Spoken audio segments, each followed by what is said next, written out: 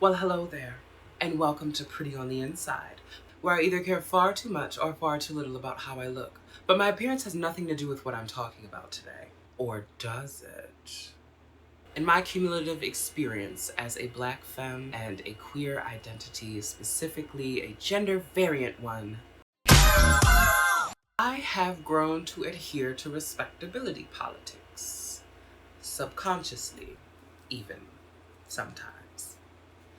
Though I am aware of respectability politics and what it is, I thought that I would make this video, one, because I think it's about time that I analyze it, and two, I also had this video idea for a really long time and I just didn't know what to do with it. But now I do. And I think it's about time that I address it, or at least put action into making the video about it. What you may or may not be asking, depending on your lived experience and your familiarity with the subject at hand. What is this concept? What does it mean? What are respectability politics? I will try my best to define it with examples before giving a textbook definition.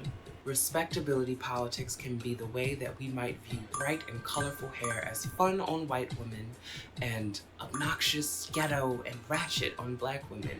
Another example of respectability politics is policing the way that people wear their hair in public, whether that be under a wig, under a bonnet, under a scarf, or simply just not up to your liking or what we might think that white America wants. We call into question the actions and the behaviors of other Black people in fear of what white America will think about us as a collective.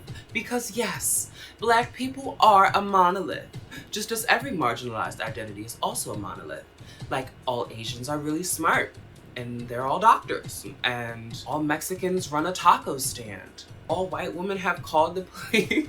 All white women have had a rendezvous with the inner city football team when they were in high school. Oh, that's not. Respectability politics is like taking the whip from the white man's hand and cracking it against the backs of our brothers and sisters. Because why should Massa tire himself out correcting the savagery of Black people when one of his good little niggas can do it for him? Respectability politics is essentially the idea that behaving in a certain manner will win you specific prizes in white America, such as a 401k, a job with benefits and a salary over $50,000, invite to a cotillion. Black people don't go to fucking cotillion. When's the last time you heard a Black person go into a cotillion? I haven't. I haven't ever heard of a Black person going to a cotillion. You know who I have heard of attending cotillions? White people. Doesn't sound like my type of party, but I'd be down to try anything once. So, a white wife, because who doesn't want a white wife? Respectability politics is the belief that you will be awarded based on how well you can conform to Eurocentric standards and systems and beliefs and expectations and wow, fuck England. It is an elusive crack dream that we can win as many prizes as the white man will allow us, only if we play the game like they've designed it. They're not even the best examples, but hey. I mean, historically, are they even the best examples? There's a lot of violence and there's a lot of mean, bad stuff in there and stuff within history and wars and ginger ales. So what does white America expect of Black femininity, you may ask? Professional, well-groomed, and well-maintained appearance. Think office siren. No, not office siren. Think brunch at Tiffany's. I don't know what brunch at Tiffany's is. I think it's a thing. It's an esteemed thing, maybe. Think career woman in corporate America serving you fresh Bob the house down. Think 450 degrees of intensive and unforgiving heat damage. Think of retirement plans and trust funds. Must not have your hair a crazy color or a color that would look unnatural on a Black woman, such as burgundy, bright yellow, yellow, blonde, bright pink, dark pink, light pink, blue, purple, green, any rainbow-centric color that would make you look like a walking pride flag. If it's not a jet black middle part bust down, at most 24 inches, it is not acceptable, because you should not be wearing 30 inches down to your ass in an office, and if it is 30 inches, we want it claw clipped up, honey. In fact, your wig should probably look bad. Probably not look like it could be your real hair. It should probably look bad. That soft life bullshit. What do the young women of today say? Hard wig, soft life?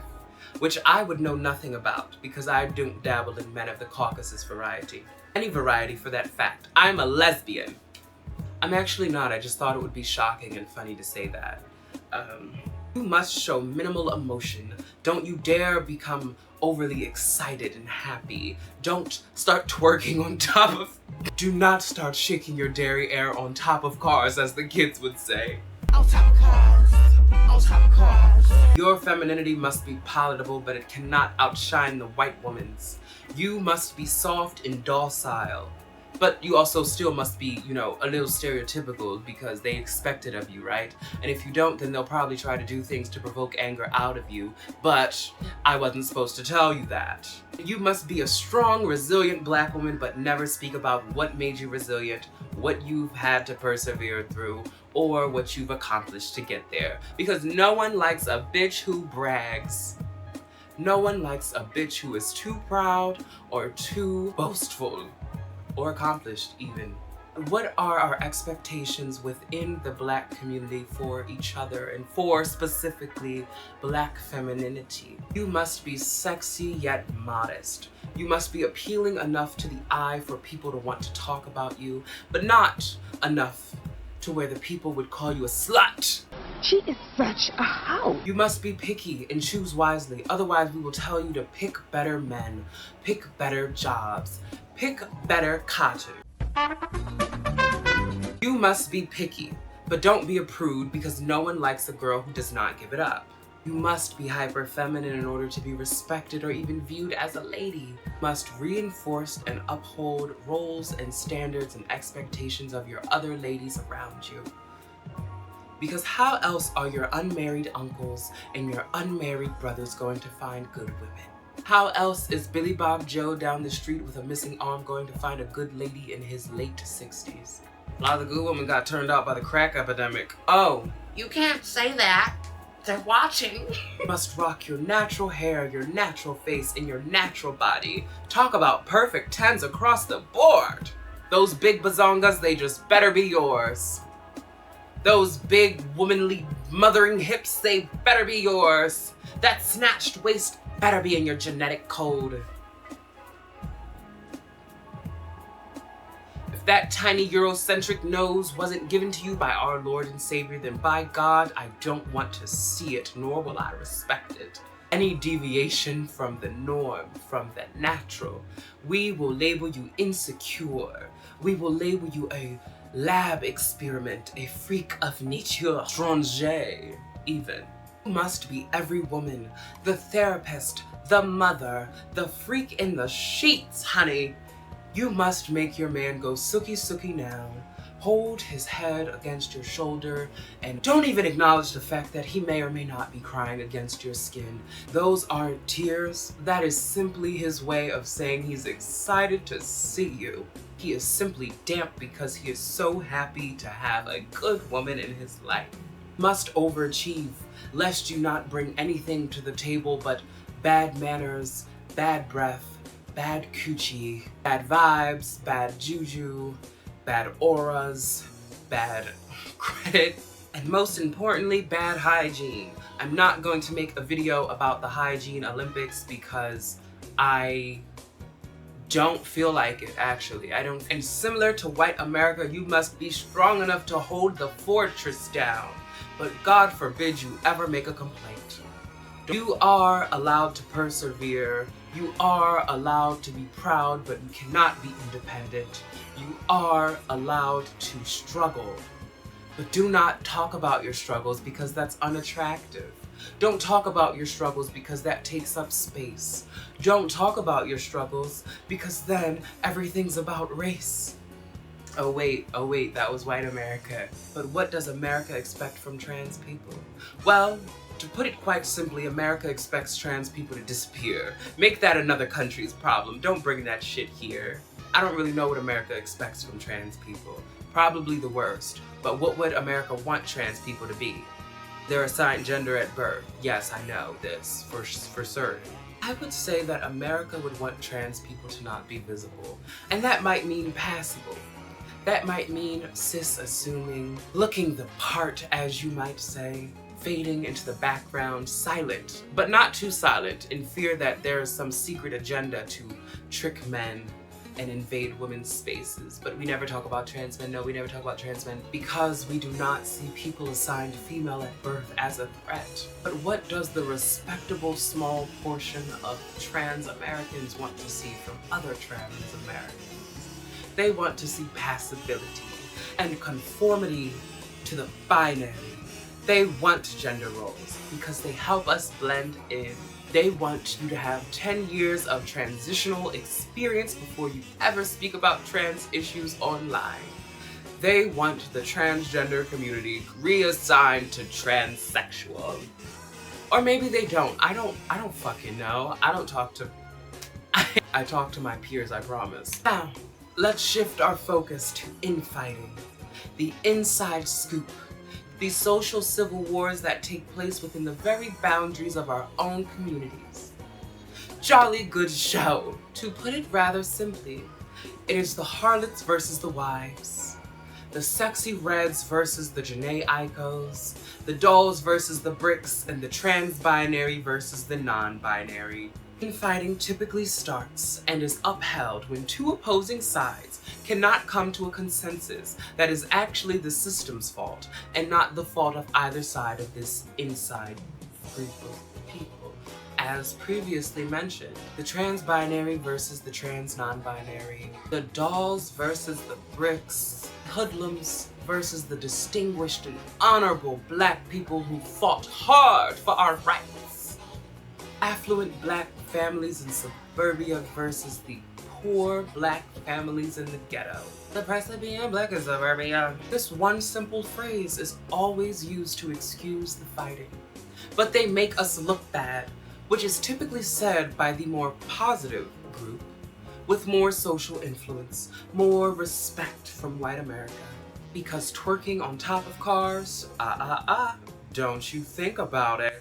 On top of cars, on top of cars, yeah. On top of cars, shaking butt on top of cars, yeah. On top of cars.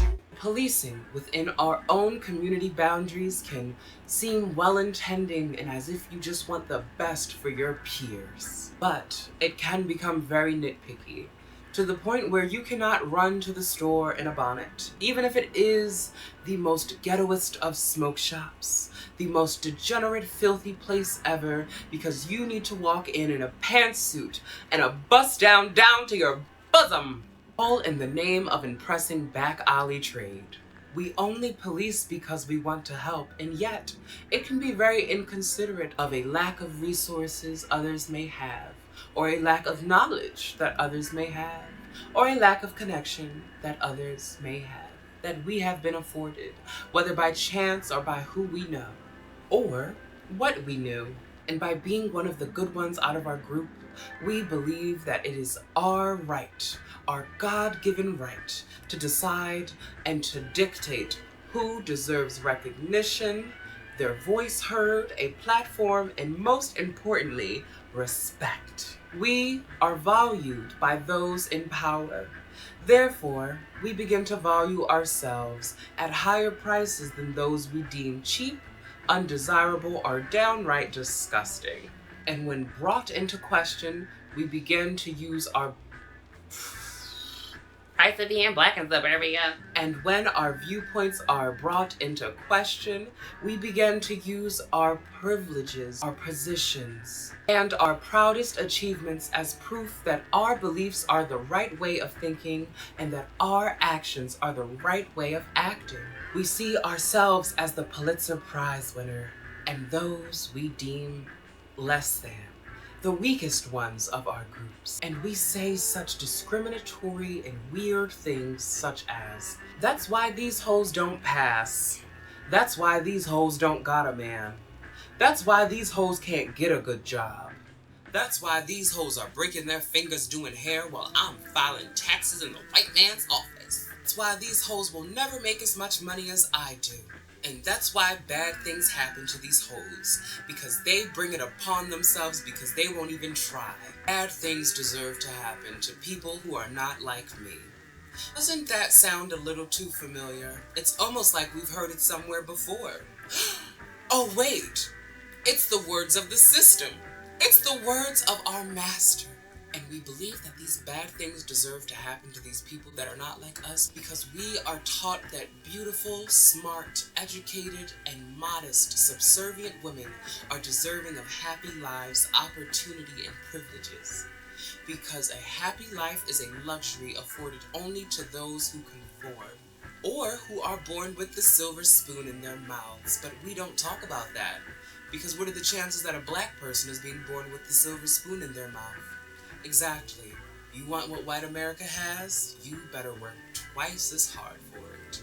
Because the beautiful, the smart, the respectable women deserve good men, and the good, respectable, passing trans women, they deserve happy, happy, happy lives. We'd feel safe around them because they look like us. They sound like us because they are just like us. But they'll never be us. But they can surely try. Do you see where these intersections lay? Because I feel like I'm saying a whole lot of nothing, but I also know I'm saying a whole lot of everything. As good, respectable American citizens, good, respectable American women deserve the good job and the good house with the good husband and the well-behaved kids because we have the best nannies money can provide. White money, Consuela, get your ass in here or God help me. We are good women. And the opposing side, the people that are not like us, well, they deserve less. And they should want to be like us. And they should be like us. Or maybe they should not. Because without the harlots and the tramps, how would you be praised for your modesty and your respect for yourself? Without the loud women, you would not be uplifted for being quiet. Without those wig-wearing warriors, how would you be praised for wearing your natural hair as it comes? Because without those who defy and go against the grain, the conditions would not exist for you to be pedestalized and praised. If every black person is golden, then how could you be the prize? If the amount of good women in the world went up significantly, there'd be a lot more competition. If every bad person within your specific group became good and became the model token minority, how would you be praised as the exemplar? Because you are free of fault and flaw and sin, and unlike the others in your group, you are the model. In a world in which every woman is a good woman, you are not a good woman. In a world in which every black person is a good person, a model American citizen, you are not one of the good ones. In a world where all trans people appear as and pass as the gender they assign themselves and align themselves with, you cannot be uplifted because you're invisible. Because conformity means invisibility. And that's not to say, go against the grain, go crazy, don't conform. Go be crazy, go be liberated. Let's go get on top of cars, everybody. On top of cars. On top of cars. On top of cars. That's not to say overcorrect by going absolutely buck wild and doing the complete opposite of everything on this list, because these expectations do serve a purpose. They can open doors that otherwise may not have been opened due to predetermined perspectives and opinions on who you should, could, and will be when you walk in a room. The policing of others' behaviors is what I'm calling into question. The rigid, watchful eye and the snarky, sharp tongue that is quick to judge those within our groups for making us look bad or setting a horrible example, that is what I'm judging. And yes, the entire system and setup of respectability politics is questionable. That does not mean it cannot work. But there are a lot of things to be mindful of. Just because you get the job doesn't mean you'll keep the job. It is a constant performance that you must put on. You must not falter any of your lines. You must not ever call your homegirl Shaniqua. You must not ever call your homegirl Shaniqua up in the middle of a meeting and tell her to come down there so you guys can go shake ass on top of cars. On top of cars. On top of cars. On top of cars. Shaking butt on top of cars. Being pedestalized requires there to be an opposite end of the spectrum to which you are being held higher than. An absence of an opposing extreme to pit you against means that you are just normal. And that's boring, right? If everyone else is also doing the same exact things you are doing, if they are all respectable, good American citizens, then you're not a good American citizen. You're just the everyday American citizen. And there's no merit in that. This is why it can feel good to be the trophy wife, the golden child, the exemplar. You set the standard. You break the stereotype. You're almost silently glad that there is that stereotype because it benefits you. Because if everyone else is bad, then that gives you the chance to be good. That gives you the chance to be the prize. You can be the change you want to see in the world, and you are the change they want to see in the world. The concept of good versus bad within our communities severely immobilizes any action or efforts we could be making to undo the systems that hold us rigid and make us afraid to call our girlfriend Shaniqua and tell her to get on top of cars with us. But they make us look bad. And if one person's actions is enough to make us look bad as a collective, then that's a problem with the onlookers and those who are casting the judgment. It is indicative of a problem within the society that is quick to generalize and yet very slow to give accolades to those who do achieve great things. Slower than the deposit of a tax return. Respectability saves no one. It got you the nice job, it got you the nice house, and it got you the nice car, and yet the police are still pulling you over and harassing you. Yet the police still think you're bad, the white police, and even the black police sometimes. Yet the medical center still thinks that you are drug seeking because you are in severe pain, because your problems are being overlooked. Because black people have a high pain tolerance, racist medical rhetoric that is very outdated and it's outdated and it's racist. Your respectability may have scored you a conversation with your white neighbors, but they are watching like a hawk from their window as you walk away, waiting for you to slip up, for you to pat your weave, for you to shake ass and get on top of cars. What the fuck? On top of cars. On top of cars. On top of cars. Shaking butt on top of cars. On top of cars. I come to you today dressed in my gownage and my hair. Yes, it is my hair because I purchased it and I styled it myself. I come to you today in all of this finery because I feel like it. Not because I'm expected to. Because my words would have been the same whether I was wearing a bonnet, a bust down, a bob, or boho knotless braids. Whether I was in a t-shirt, a tunic, or a top so revealing you would just have to say, where the hell is the rest of the shirt? It's easy to fall for the trick. Me versus them in this case being my people, versus them, that being the system. Me versus them, rather than us versus them. Because it's easy to accept flowers when you never pose the question of where they're coming from or whose garden they are getting ripped from. Because I must stop somebody when they use comparison to praise and uplift me. Because my pretty does not mean someone's ugly. And because someone's ugly does not make space for my pretty.